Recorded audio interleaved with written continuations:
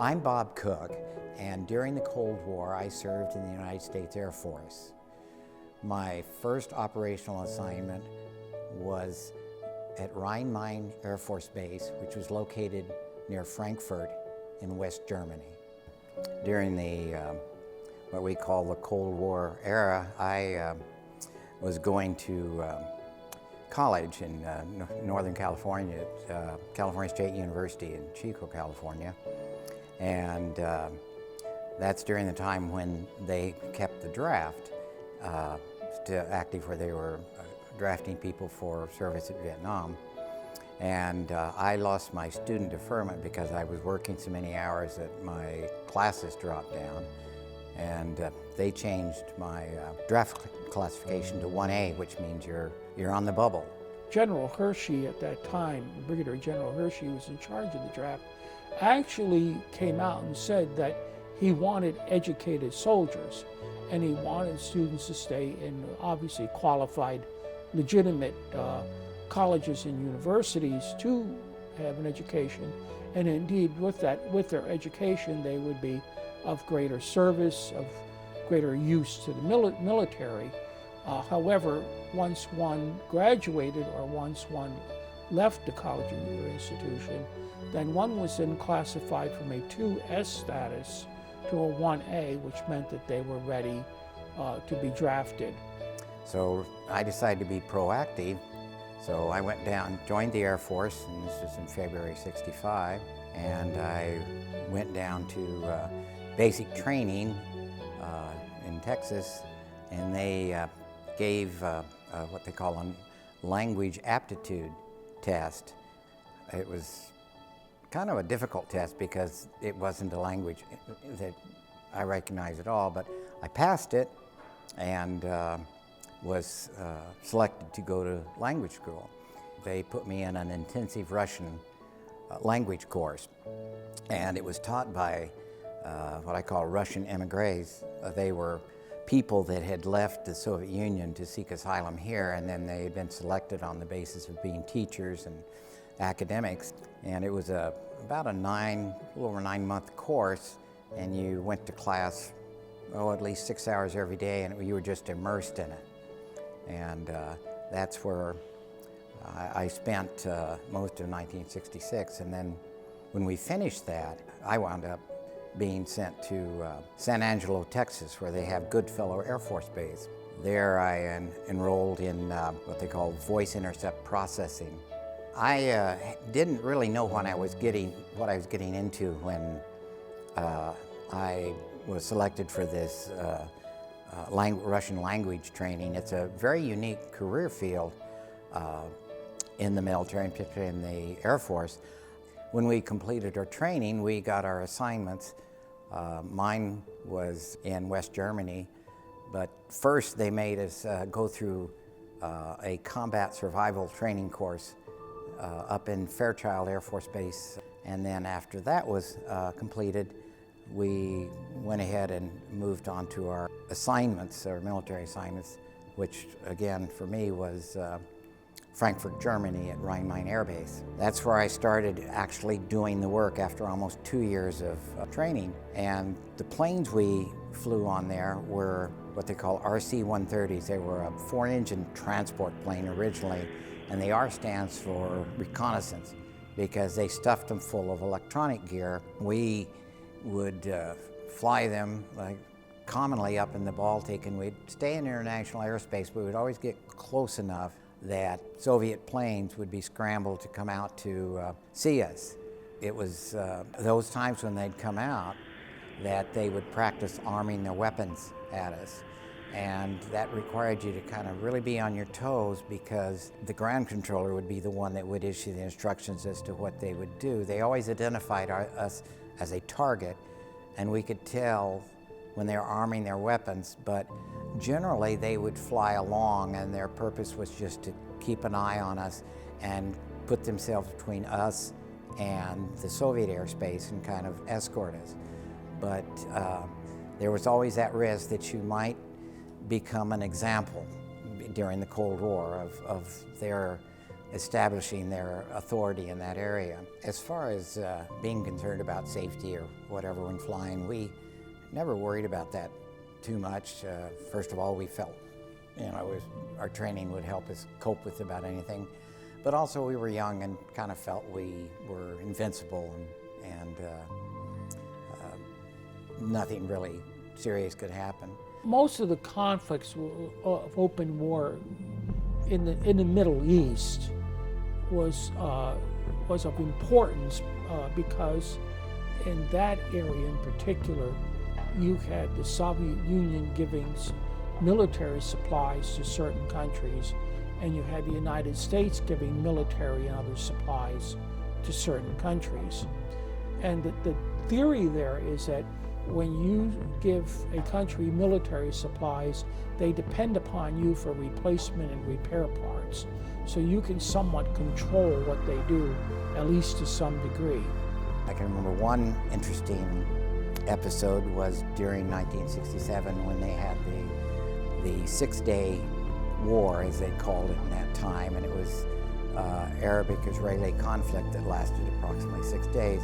We, as soon as that broke out, it didn't matter if we understood Arabic or Israeli, they were trying to capture as much as they could and stay on top of it. So they sent us down there to fly near that area where the conflict was happening, although we were over international waters. But I can remember going down there and being trained in Russian. I had no understanding of Arabic, but I could hear a countdown of a missile launch.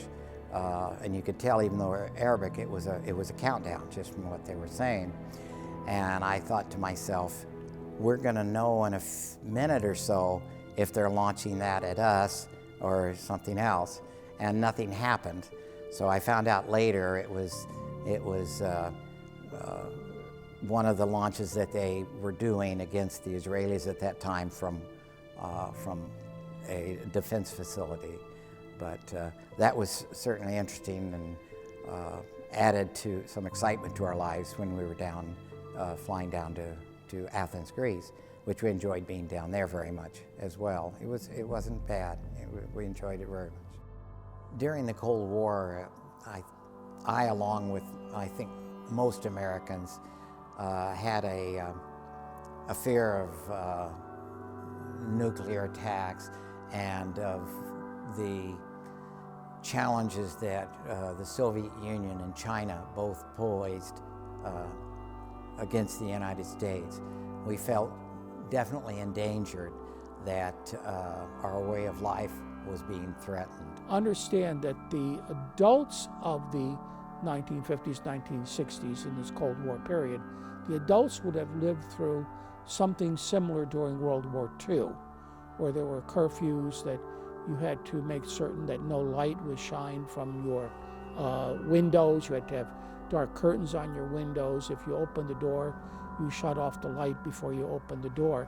And this was because the United States, this may sound a little bit absurd today, in our, in the early 21st century, but back then, the United States was indeed viewed to be a bombing target, at least during the early 1940s.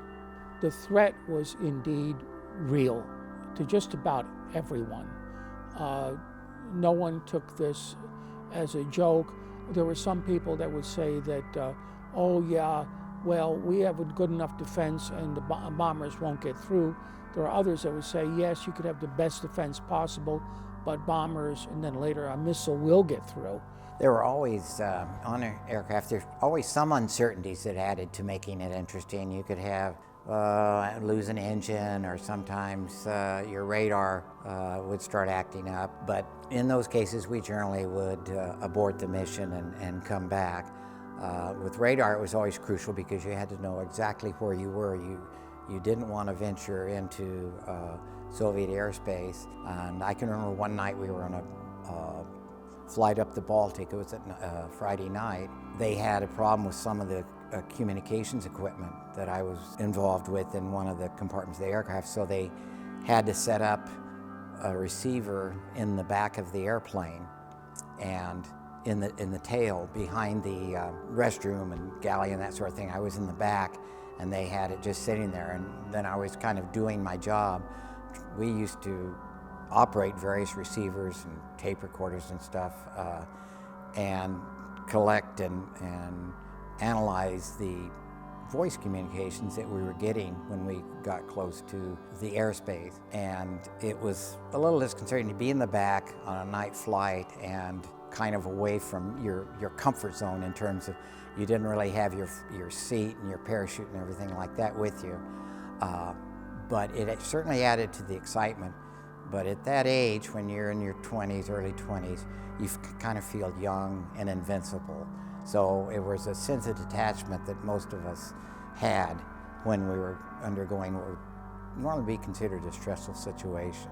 Normally there was around 10 of us linguists on board, and we were assigned to cover different communication areas, and the goal was to stay on top of it, particularly with if you had fighters coming out to see you, like MiG-17s, 19s, or 21s. You had to stay on top of that to make sure you knew what they were doing. But all in all, we had a front-end crew of like four to six, including the people the aircraft maintenance technicians. We weren't in our flight suits. We didn't carry any rank. We didn't have any personal identification. We normally had just our dog tags, and we were not allowed to, talk much about it. Certainly could not take pictures inside the aircraft or talk about what we were doing. There was a lot going on in the world that kind of made it a tumultuous time. You had the space race between the Soviet Union and the United States in terms of exploration and development. There was always a concern that there'd be some sort of weapons program up there. But the big overarching issue at the time when I was in was the Vietnam War, and how unpopular it was in the United States, but yet we had committed so many people. It was believed, and it was called a domino theory, that if one country fell to communism, to Marxism, then other countries would soon fall. And there were those who said, yeah, the domino theory was correct, was true. Others said it was not true.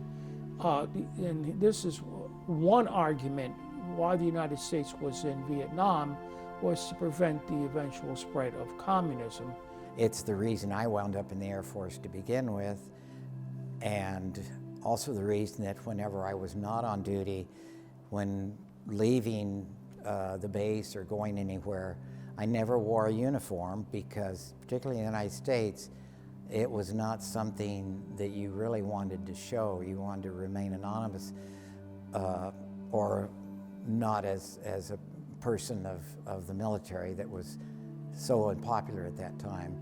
But also because of our mission, we tried to draw as little attention as possible. So as far as pictures or being publicly involved in a lot of things, we just maintained a low profile.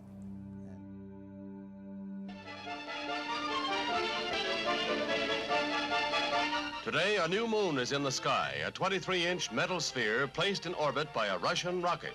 Here, an artist's conception of how the feat was accomplished. A three-stage rocket. Number one, the booster in the class of an intercontinental missile. Its weight estimated at 50 tons. The smaller second stage took over at 5,000 miles an hour and carried on to the highest point reached. 500 miles up, the artificial moon is boosted to a speed counterbalancing the pull of gravity and released. The space race is an interesting phenomena internally in the United States as well as internally in Russia. And a lot of it really started after World War II, where there was actually a race, a run to grab German scientists, because the German scientists were really advanced in rocketry. And by numbers, you would say that the Soviet Union grabbed the most.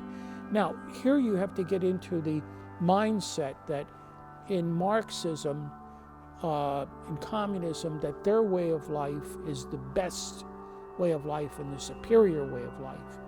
And the way that they started to, if you will, prove that was by the space race.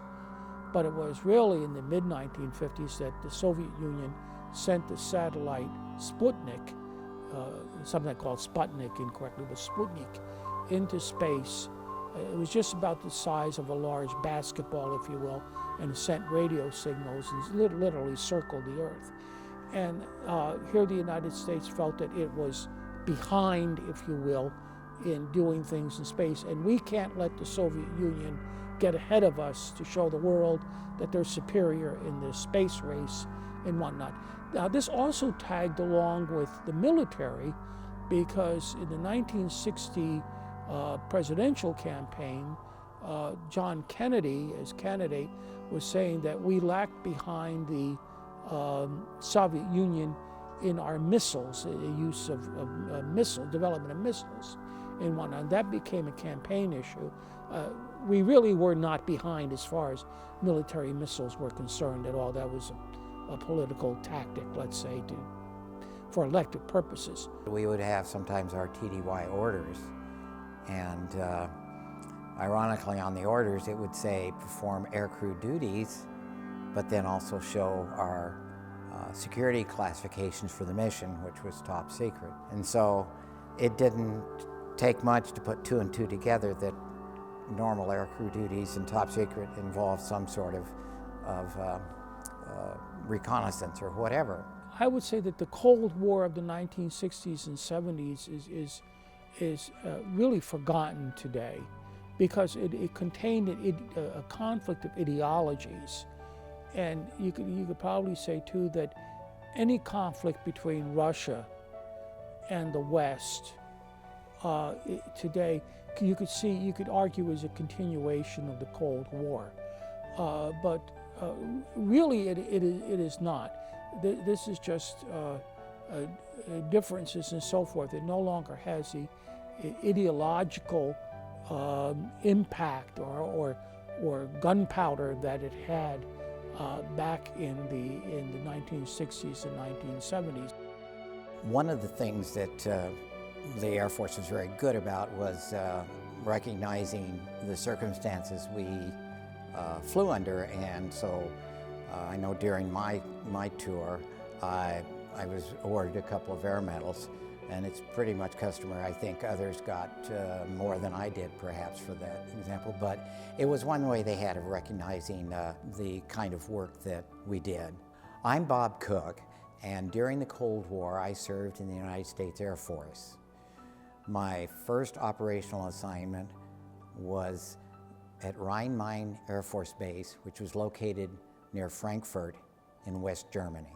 My second assignment in the Air Force was with Offutt Air Force Base in Omaha, Nebraska, and I remained there until my tour of duty ended and I was discharged.